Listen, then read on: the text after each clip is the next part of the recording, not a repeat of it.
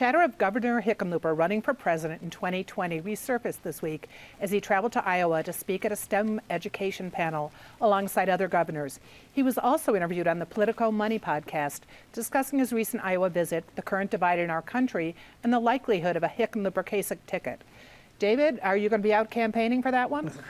We'll have to see. And it's not unreasonable for Hickenlooper at this stage to imagine and start taking the preliminary steps. It reminds me of 1972, when you had 17 Democrats running for the party's nomination for the right to take on incumbent Republican President Richard Nixon. And one of them was Birchby, a perfectly solid, good Democratic senator from Indiana. And a reporter said, why do you think you can be president? And he explained, well, I get what you mean when I think about Roosevelt and Lincoln and Washington.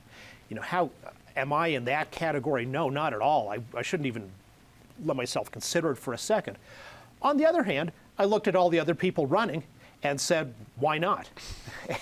And he was just as qualified as anybody else who was running that year.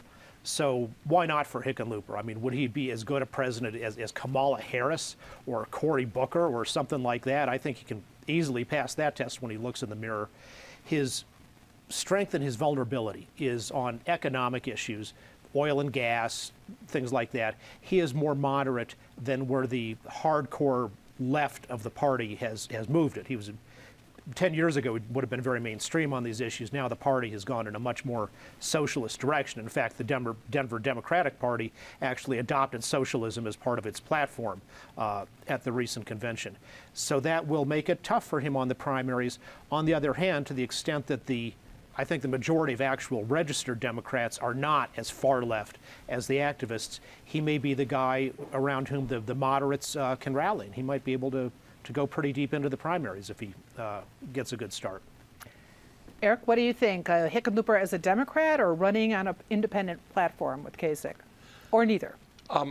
Probably as a Democrat. I think Hickenlooper and Kasich have developed this sort of mutual admiration society. I think they're sort of using each other for their respective hype, but I do think both of them are right that at the end of the day, you would love to see that kind of a unity ticket, but there are a couple questions. First of all, who's on the top line of the ticket?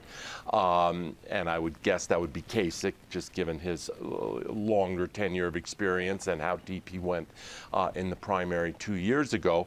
But second problem is just, what set of policies are you standing for around a whole host of issues where the two parties, there is no middle. There's just a very stark ground between the two parties.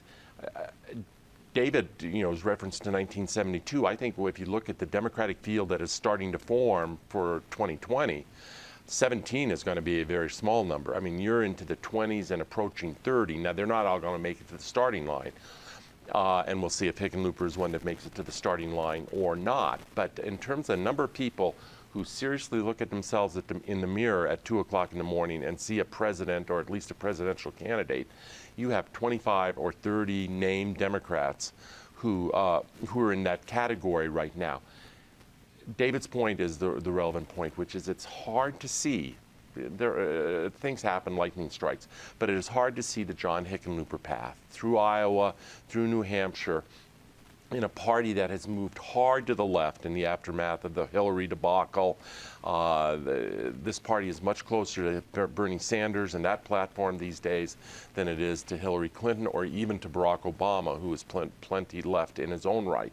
And it is hard to see how a John Hickenlooper navigates that particular process, but maybe he becomes the counterpoint to it.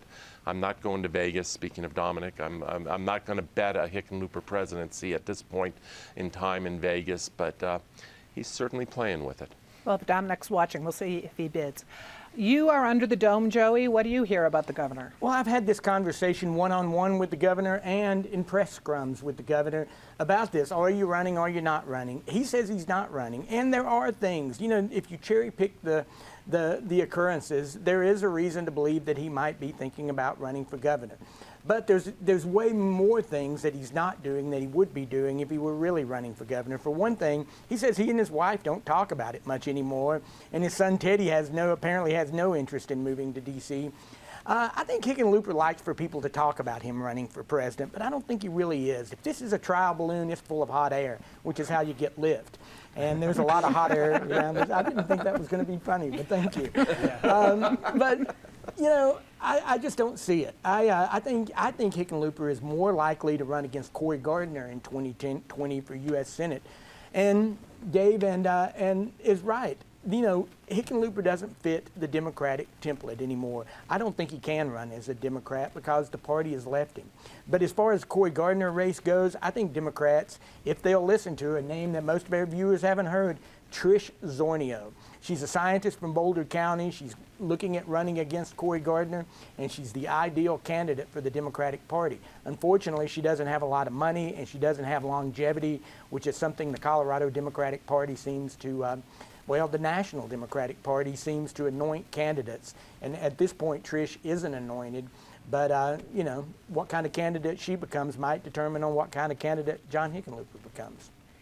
And Natasha, what do you think? Where do you see Governor Hickenlooper going? Well, I think right now what he's doing is actually presenting, and other people who potentially would run as well, are presenting topics that are going to be hot. And so one of the things he's been talking a lot about is the rural-urban divide, which is a huge topic in Colorado, and he's bringing it to a more national audience. I think there's some oversimplification of that message, sort of an idea that the rural areas can have more similarities than I think they perhaps do. I mean, this country is a very diverse and different place, and the same for urban centers as well. So I think Hickenlooper has an opportunity to take the conversations that he's had here again and again and again and bring them to a national level, and it'll be interesting to see how Colorado continues to be part of that conversation.